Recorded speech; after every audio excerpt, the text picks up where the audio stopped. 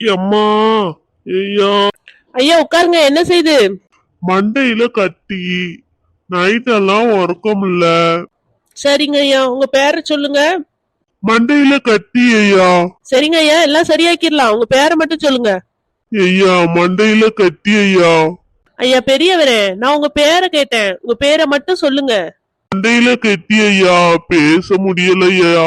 ஐயா, எனக்கு நிறைய வேலை இருக்கு. பின்னாடி பேஷண்ட் நிறைய வெயிட் பண்றாங்க. நீங்க சீக்கிரம் பேர் சொன்னீங்கன்னா உங்களுக்கு பார்த்து எடுத்து மருந்து கொடுத்து அனுப்பிடலாம். வலிய ரொம்ப நேரம் பொறுத்து தாங்கிட்டு இருக்க வேண்டாம்ல. மண்டையில கட்டிப்பா. மண்டை ஒரே குத்தா குத்துது. சிஸ்டர், சொல்லுங்க சார். தாத்தாவோட நேம், தாத்தா எங்க இருந்து வராங்க, இதெல்லாம் கேளுமா. கேட்டுட்டு அங்க செக்அப் ரூம் கூட்டிட்டு போங்க. செக்அப் பண்ணுங்க. பண்ணிட்டு என்கிட்ட வந்து சொல்லுங்க. தாத்தா உங்க பேர் என்ன கொஞ்சம் சொல்லுங்க. அதான் இவ்வளவு நேரம் சொல்லிட்டு இருக்கலாமா. மண்டையில கட்டி. சிஸ்டர், இந்த பேஷண்ட பாருங்க. பிபி சுகர் எல்லாம் செக் பண்ணுங்க. நேம் எங்க இருந்து வராங்கன்றது அட்ரஸ் வந்து டீடைலா எழுதி வாங்குங்க. Okay sir. ஏமா பாப்பா, இந்த தம்பிக்கு பார்க்க தெரியாதோ? பார்க்கும் போதே நினைச்சேன் சின்ன பையனா இருக்கா, என்னன்னு பாத்துப்பான்னு. அதான் உன்னை கூப்பிட்டுட்டானோ.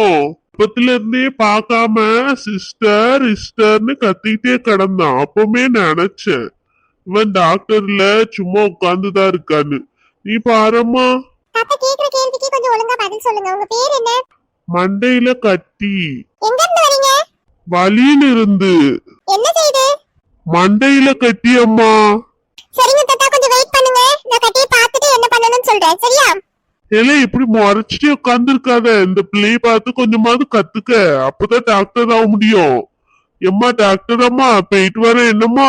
தாத்தா போகாதீங்க, உங்களுக்கு இன்னும் செக் பண்ணல. நான் செக் பண்ண வருவேன், நீங்க வெளிய உட்கார்ந்துட்டு இருங்க. அங்கதாம்மா போறேன்.